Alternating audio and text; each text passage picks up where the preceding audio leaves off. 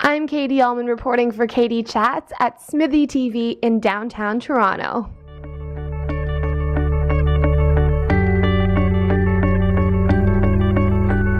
Hi, I'm Katie Uhlmann reporting for Katie Chats in downtown Toronto with producer Matthew Metcalfe. How does it feel to have two films, Beyond the Edge 3D and Giselle, in the Toronto International Film Festival? Thank you very much. It's actually, look, to be honest, it's wonderful. It's as basic as that. I'm really stoked. You know, I made my first film in Toronto. My third film came here for a gala premiere, and now my fifth and sixth are here together. It's delightful to be back. I mean, I love the city, I love the festival, and I'm stoked. What do you think sets TIFF apart from other festivals? Well, look, Tiff is fantastic, obviously, you know, like, I mean, Tiff is the one that really sets the bellwether for the Oscars, you know, so of course all of us as a producer kind of come here with our films kind of thinking, maybe, you know, is it going to go that way for us? You know, those of us who've been doing it for a while, we all know that it's ultimately the public are going to decide, they're going to tell us, but going into this afternoon's world premiere of Beyond the Edge, it's lots of fingers crossed. Great. What is the most exciting part of Beyond the Edge 3D?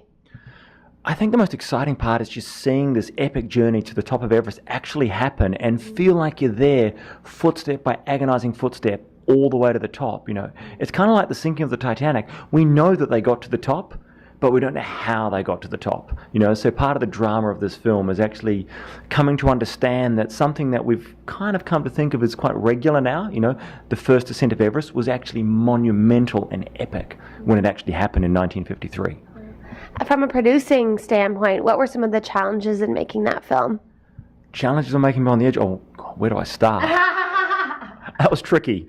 But look, you know, I think basically filming a daily above 10,000 feet in the Southern Alps of New Zealand and preparing a second unit camera team to actually assault Mount Everest proper combined made this a particularly tricky film. I mean, there's no roads to 10,000 feet in the Southern Alps. It's helicopters for everything, cast, crew, equipment, every day there and back to film. But it worked in the end. Did you go on the journey as well? I was there every day for the filming in New Zealand. I didn't go to Mount Everest. I instead stayed behind because I didn't give birth, but my wife gave birth. Oh, congratulations. Thank you very much, to our first son, Benjamin. So I was home for that, but look, we followed it day by day, and we were really excited that Mark Fetu, our second unit DOP, ascended Mount Everest for the 7th time in his life. So we got fantastic footage for the film from that. And what's at the heart of the story in Giselle?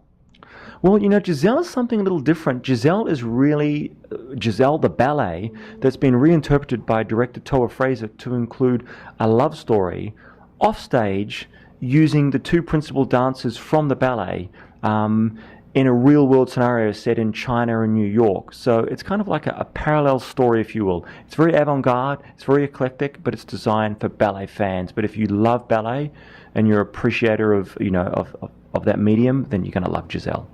And how would you suggest audiences enter a film like that one in terms of mindset? Should they research the ballet beforehand or go in completely fresh and, you know, open-minded? What do you suggest?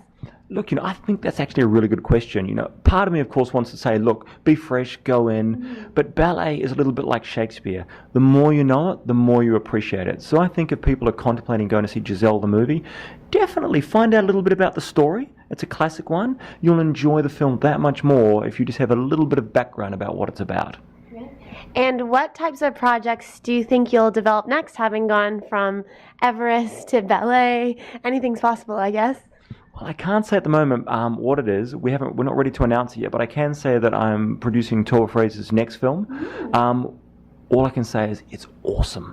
It's absolutely awesome, and we hope to be back here next year with it. Great. Well, thank you so much. Congratulations on your films and on your baby boy, and have an amazing time here at TIFF. Thank you very much. Thank you. I'm Katie Uhlmann reporting for Katie Chats in downtown Toronto.